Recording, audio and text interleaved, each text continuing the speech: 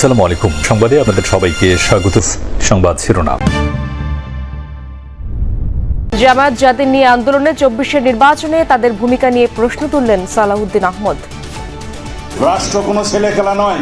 18 কোটি মানুষের ভাগ্য নিয়ে আমরা ছিনিমিনি খেলতে পারি না। এই রাষ্ট্রকে একটি নিয়মতান্ত্রিক পদ্ধতিতে চলতে দিতে হবে। কোনো রাজনৈতিক দলের অভিসন্ধির কাছে আমরা কোনোদিন মাথা নত করতে পারি না।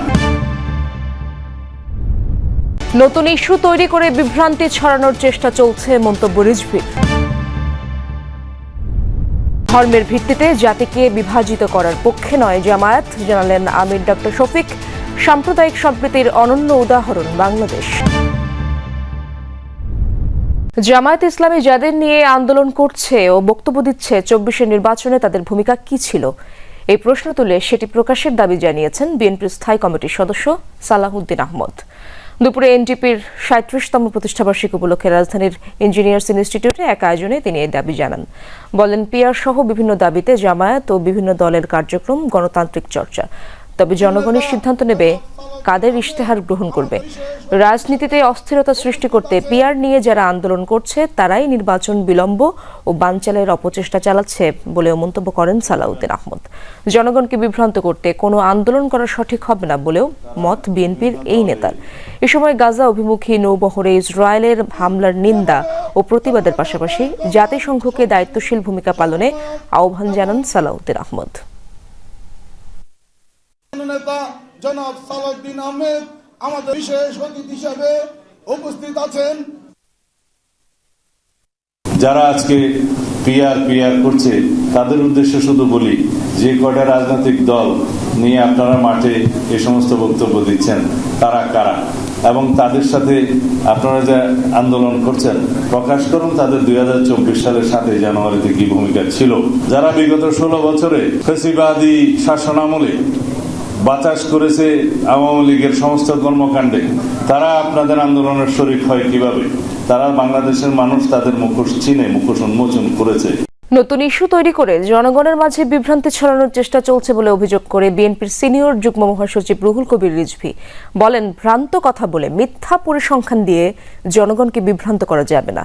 সকালে ইঞ্জিনিয়ার্স অ্যাসোসিয়েশন অব বাংলাদেশ অ্যাবের নবগঠিত কমিটির সদস্যদের নিয়ে জিয়াউর রহমানের সমাধিতে শ্রদ্ধা শেষে এ কথা বলেন তিনি। রিজভী আরও বলেন, গত 15 বছর কারা আপসহীন লড়াই করেছে তা সাধারণ মানুষ জানে। প্রশাসনের গুরুত্বপূর্ণ পদে একটি ধর্মভিত্তিক দলের অনুগতদের বসানো হচ্ছে বলে অভিযোগ করেন রুহুল কবির রিজভী।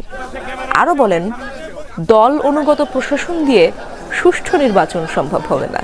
বিএনপির এই নেতা বলেন, ফেব্রুয়ারিতে নির্বাচনের জন্য জনগণ প্রস্তুত, তারা পূর্বের মতো ডামি নির্বাচন চায় না। এ সময় ভারতের পূজা মণ্ডপে ডক্টর ইউনূসকে বিকৃতি করার সমালোচনা করেন রিজভী আহমেদ।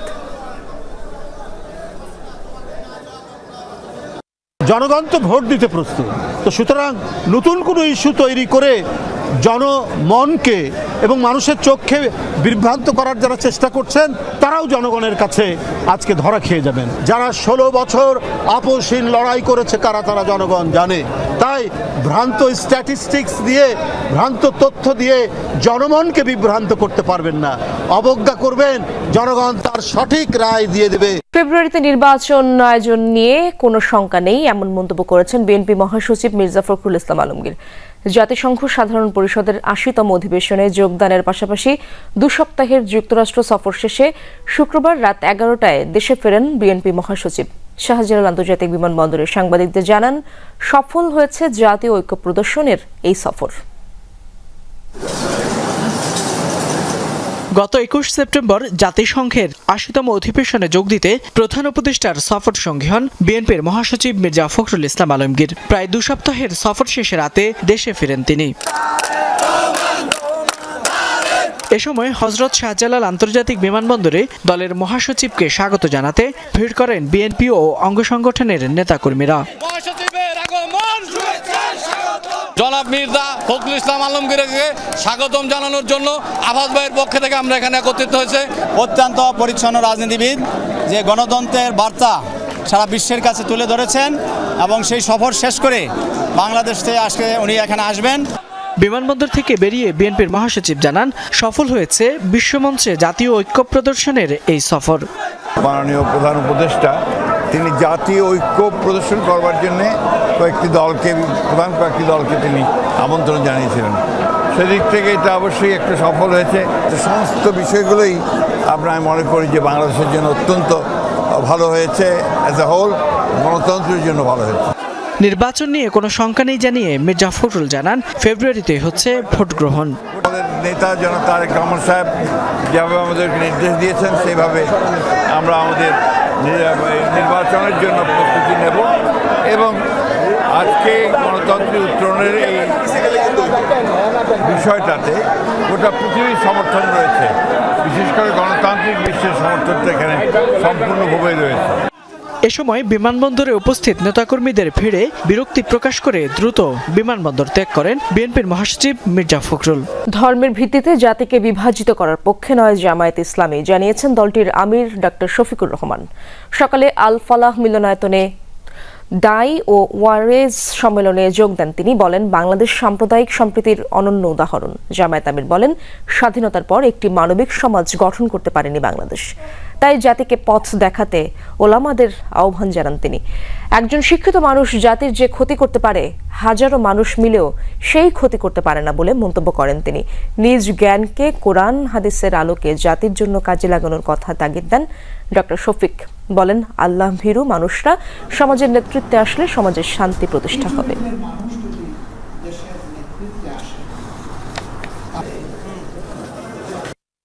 মানুষ একা একই বাঁচতে পারে না, বাঁচা অসম্ভব।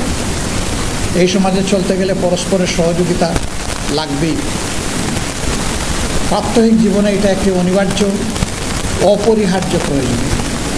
এটাকে উপেক্ষা করার শক্তি আমাদের কারণ নেই। ধর্মের ভিত্তিতে জাতিকে বিভাজিত করার পক্ষে নয়। আমরা একটা ঐক্যবদ্ধ জাতি দেখতে চাই। খাগড়াছড়ি সদর ও গুইমারায় সহিংসতার ঘটনায় এখনও বহাল 144 ধারা, তবে পুরোপুরি প্রত্যাহার করা হয়েছে জুম্ম ছাত্র জনতার ডাকা স্থগিত অবরোধ কর্মসূচি। সকালে সামাজিক যোগাযোগ মাধ্যমে বিষয়টি জানায় জুম্ম ছাত্র জনতা। সেখানে বলা হয়, 8 দফা দাবি আংশিক বাস্তবায়নের আশ্বাসের প্রেক্ষিতে কর্মসূচি প্রত্যাহারের সিদ্ধান্ত নেওয়া হয়েছে। এদিকে বর্তমানে অনেকটাই স্বাভাবিক হয়ে এসেছে খাগড়াছড়ির জনজীবন। শহর জুড়ে বেড়েছে যানবাহন ও মানুষের চলাচল। দোকানপাট ও বাজারেও বেড়েছে ক্রেতা বিক্রেতাদের আনাগোনা। গেল মাসে সিঙ্গিনালা এলাকায় মারমা কিশোরীকে দলবদ্ধ ধর্ষণের অভিযোগ ওঠার পর উত্তপ্ত হয়ে ওঠে খাগড়াছড়ি। অজ্ঞাত 3 জনের বিরুদ্ধে মামলা করেন ভুক্তভোগীর বাবা। এই ঘটনার প্রতিবাদে অবরোধ কর্মসূচির ডাক দেয় জুম্ম ছাত্র জনতা। গাজাগামী গ্লোবাল সুমুদ ফ্লোটিলার নৌবহরে থাকা জাহাজগুলোকে অবিলম্বে গাজায় পৌঁছে দেওয়ার আহ্বান জানিয়েছেন ঢাকা বিশ্ববিদ্যালয়ের শিক্ষকরা। দুপুরে অপরাজেয় বাংলার সামনে ঢাকা বিশ্ববিদ্যালয়ের শিক্ষকদের সংগঠন ইউনিভার্সিটি টিচার্স লিংক আয়োজিত এক মানববন্ধনে এই আহ্বান জানান বক্তারা। বলেন, যাদেরকে বন্দী করা হয়েছে অবিলম্বে তাদের মুক্তি দিতে হবে। যে ত্রাণ সহায়তা নিয়ে যাওয়া হচ্ছে সেগুলো গাজায় নিরাপদে পৌঁছে দেওয়ার আহ্বানও জানান শিক্ষকরা। একই সাথে ফিলিস্তিনিদের উপর ইসরায়েলের আক্রমণ ও আগ্রাসন বন্ধের দাবি জানান বক্তারা।